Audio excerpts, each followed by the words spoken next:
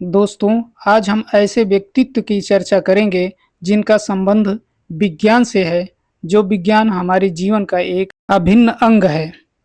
आज हम जो भी विकास देख रहे हैं, वह सब विज्ञान की देन है।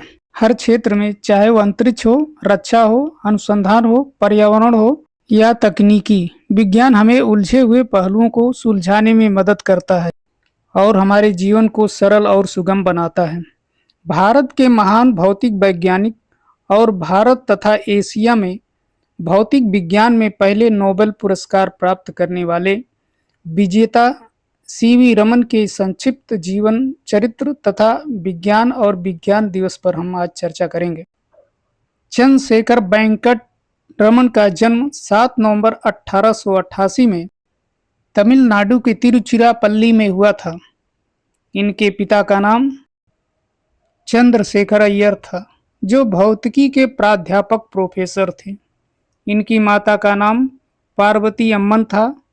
इनकी शिक्षा दीक्षा जो कि स्वदेश में हुई थी।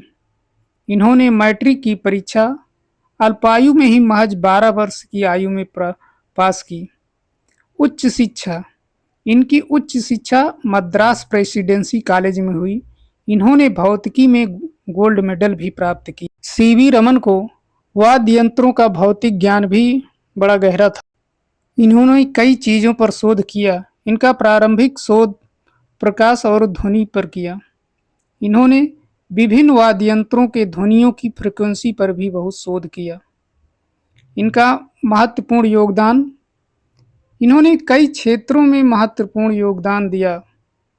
जैसे कोलकाता में Indian Association the cultivation of science में काम किया और सन 1906 में प्रकाश विवर्तन पर अपना पहला शोध पत्र प्रकाशित कराया। सन 1907 से सन 1933 तक कोलकाता के Indian association for the cultivation of science में काम किया। इनकी प्रमुख उपलब्धियां, इन्होंने कई क्षेत्रों में बड़ी बड़ी उपलब्धियां हासिल की। जैसे 1928 में सबसे बड़ी इनकी उपलब्धि थी रमन प्रभाव की खोज।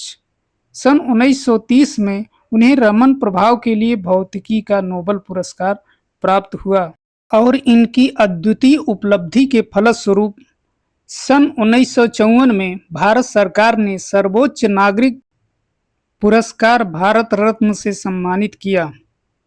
इनका निधन 21 नवंबर 1970 में इनका निधन हो गया, जो कि भारत के लिए एक अपूरणीय क्षति थी। रमन प्रभाव किसे कहते हैं? रमन प्रभाव क्या है? रमन प्रभाव की कहानी बड़ी ही दिलचस्प है। सन 1921 में कोलकाता विश्वविद्यालय के कुलपति आशुतोष मुखर्जी के आग्रह पर ऑक्सफोर्ड विश्वविद्यालय में आयोजित सम्मेलन में भाग लेने के लिए एसएस नरकुंडा समुद्री जहाज से सीवी रमन जा रहे थे। इस समुद्री यात्रा में सीवी रमन ने भूमध्य सागर के जल के गहरे नीले रंग को देखा और जिज्ञासा बढ़ गई, क्योंकि इससे पहले ब्रिटिश गणितज्ञ लॉर्ड रेले ने बताया था कि आकाश का रंग नीला क्यों होता है। उन्होंने आकाश के नीले रंग का सफल व्याख्या वायु कणों के प्रकाश विकिरण के आधार पर की थी और बताया कि प्रकाश वायुमंडल में मौजूद अणुओं से टूटकर बिखरता है, क्योंकि नीले रंग की किरणों की वेवलेंथ सबसे कम होती है, जिसके कारण नीले रंग का बिखराव सबसे अधिक होता है। इसी कारण से आकाश का रंग नीला दिखाई देता है। लेकिन किसी ने उनसे प्रश्न पूछा कि तो समुद्र का रंग नीला क्यों होता है? तो उन्होंने जवाब दिया कि आकाश की छाया अर्थात प्रतिबिंब जब सागर के जलों पर पड़ती है, तो इसलिए समुद्र का पानी नीला दिखाई पड़ता है। लेकिन सीवी रमन इस थ्योरी से संतुष्ट नहीं थे। जब सीवी रमन ने भूमध्य सागर के जल में गहरे नीले रंग का प्रत्यक्ष अवलोकन किया, तो वह रोमांचित हो उठे, क्योंकि बंगाल की खाड़ी के जल का रंग हरा है। वह वैज्ञानिक लॉर्ड रेले के इस व्याख्या से संतुष्ट नहीं थे।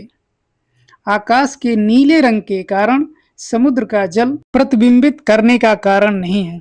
उनका विचार था कि यह चमत्कार जल कणों द्वारा प्रकाश के प्रकीर्णन के कारण है।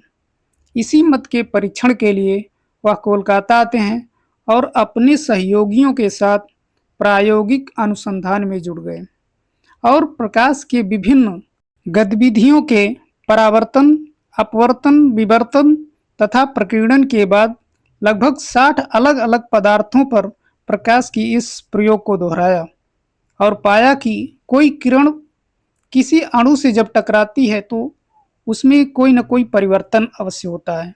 अर्थात जब कोई प्रकाश एक तरल से गुजरती है तो तरल द्वारा बिखरे प्रकाश का अंश कुछ अलग रंग का होता है और इसके तरंग दैर्घ्य में परिवर्तन हो जाता है और अणुओं द्वारा प्रकाश की किरणों को विक्षेपित कर दिया जाता है और यही परिवर्तन रमन प्रभाव, रमन इफेक्ट कहलाता है। प्रारंभ में सीवी रमन के इस खोज को क्रॉम्पटन प्रभाव का प्रकाश की अनुरूप कहा गया, जिसे बाद में जर्मन वैज्ञानिक प्रिग्महाइम ने रमन प्रभाव का नाम दिया।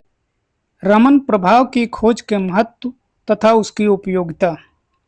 इसकी उपयोगिता अनेकों क्षेत्र में है, जैसे प्रकीर्णन पदार्थ की अंतिम संरचना के गुणों को प्राप्त करने में सक्षम है।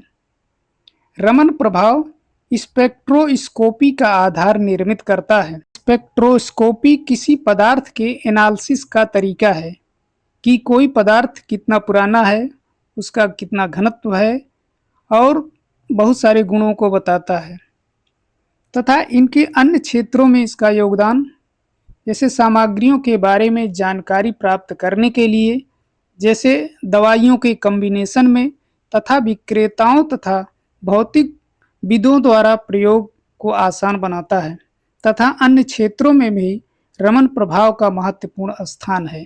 अब हम राष्ट्रीय विज्ञान दिवस क्यों मनाया जाता है और राष्ट्रीय विज्ञान दिवस किस उपलक्ष्य में मनाया जाता है, इस पर चर्चा करेंगे।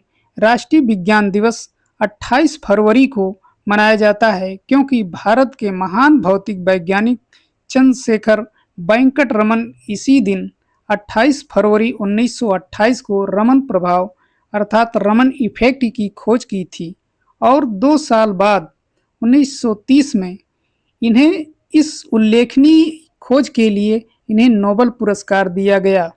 यह विज्ञान के क्षेत्र में भारत के लिए ही नहीं अपितु एशिया के प्रथम व्यक्ति थे।